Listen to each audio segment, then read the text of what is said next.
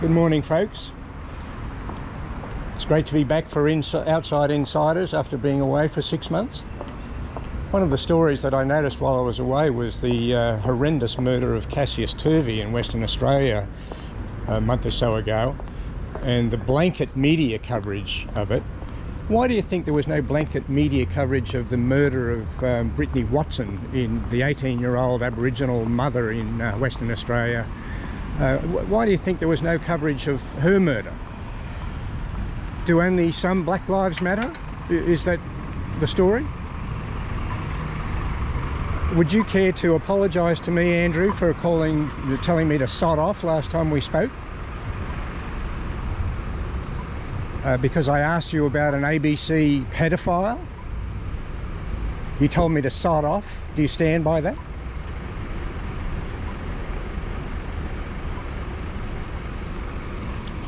There you are, one of Australia's premier media personalities tells an Australian taxpayer to sod off, and he can't even apologise.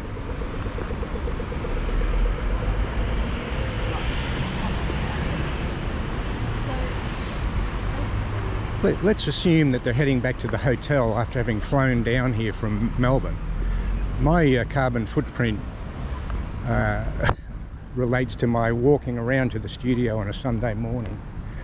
Their carbon footprint involves flying down from Canberra or wherever, so their CO2 emissions are gazillion times higher than mine. I wonder if they banged on about climate change today.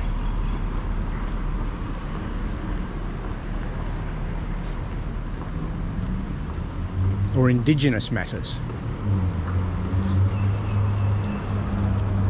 People are entitled to speak with me or not speak with me as they choose. I believe I'm entitled to attempt to engage with public figures to try to obtain their feelings on matters of social and political importance. And you can see the response that I got today. I'll remind you that some months ago, it was the last time I spoke to Andrew Probyn, and I brought up the subject of the convicted serial pedophile Jon Stephens, who used to be an ABC children's TV producer, who pleaded guilty to indecently assaulting a 14-year-old boy who he had taken on an ABC related location scouting trip back in the 1980s. I won't mention the victim's name because that may be part of the issue that the ABC hides behind in relation to their lack of coverage of one of their own in-house former in-house serial pedophiles, Jon Stephens. There was a report that the ABC had reached a confidential settlement with the victim in that matter, and it may well be that ABC legal advisors have instructed all ABC staff to say nothing whatsoever about former ABC TV children's producer Jon Stephens. But I'm not covered by such legal shutdown. I first read the report of Jon Stephens' conviction for indecently assaulting a 14-year-old boy in the Daily Telegraph back in 2017. And I've been asking ABC personnel, talking heads, about it ever since. And I always get the, no, I know nothing, never heard of the guy.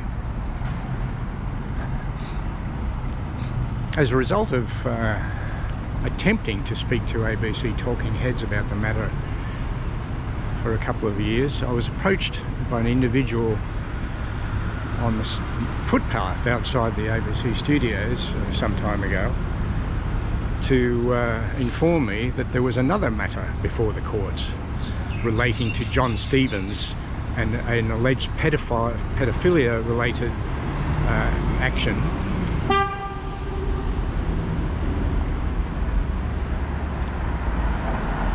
And I did some research online and found that there was a case listed for hearing in the Downing Centre Court, R versus Jon Stephens, spelled in the unusual fashion of Jon Stephens, to be held in 2019 in some months' time. Subsequently, the case was relisted and appeared as R versus JS, but it had the same case number. I presume that this was a legitimate effort by the legal authorities to try to ensure a fair trial for the accused in the second matter, given that Jon Stephens already had a conviction for a pedophile related matter. And then lo and behold, I became aware that there was another matter listed to be heard in Queanbeyan Court, which was listed as R versus JS.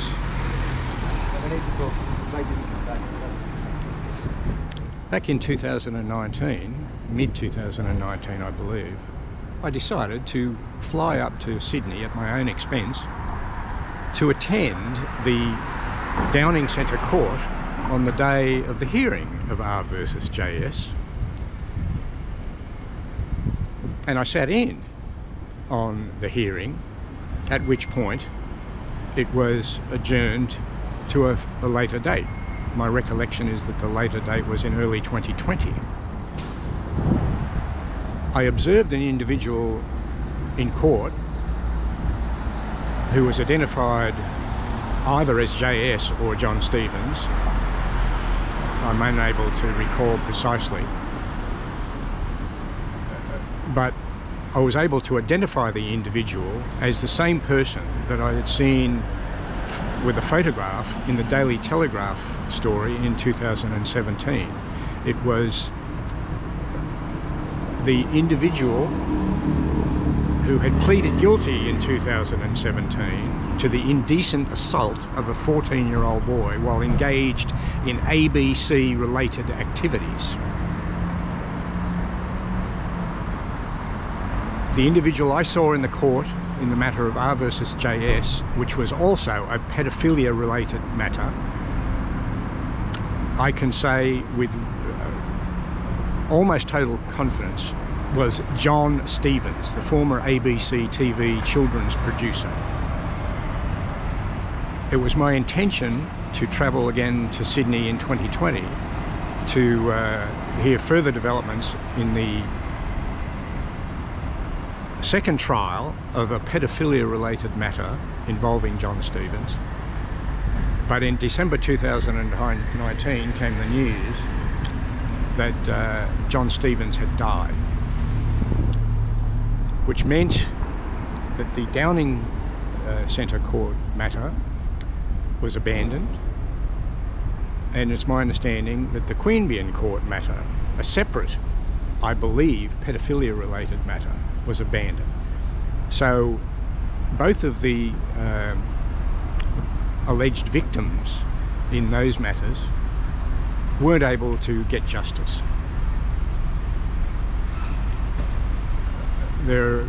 I'm aware of one or more media reports that the ABC management had agreed to a settlement with the victim in the 2017 case.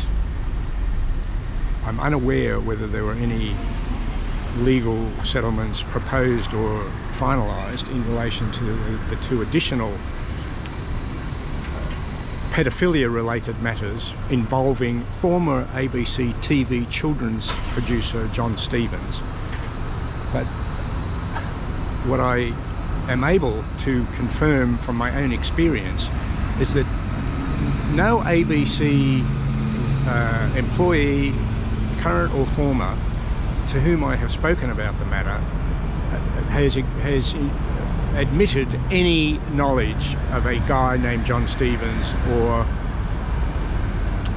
his guilty plea in 2017 to an indecent assault of a 14-year-old, or any awareness of 2 additional pedophile-related matters that were before the courts when Jon Stephens died. So in my opinion, there is a gigantic cover-up by their ABC of their own serial in-house pedophile, while they couldn't resist the opportunity to go all out in reporting the matter of George Pell when he was before the courts and convicted and spent time in jail, and of course had to be released when the High Court ruled 7-0 that the charge should be dismissed and conviction. And to my knowledge, their ABC TV News has never made nearly as big a deal of the reversal of the conviction of George Pell that they had, the coverage that they devoted to the charges and the original convictions. I regard ABC TV News as biased scum. They choose the stories that suit preferred narratives and flog them mercilessly, and refuse to even mention matters that don't fit their preferred narratives. Bill Thompson for Outside Insiders.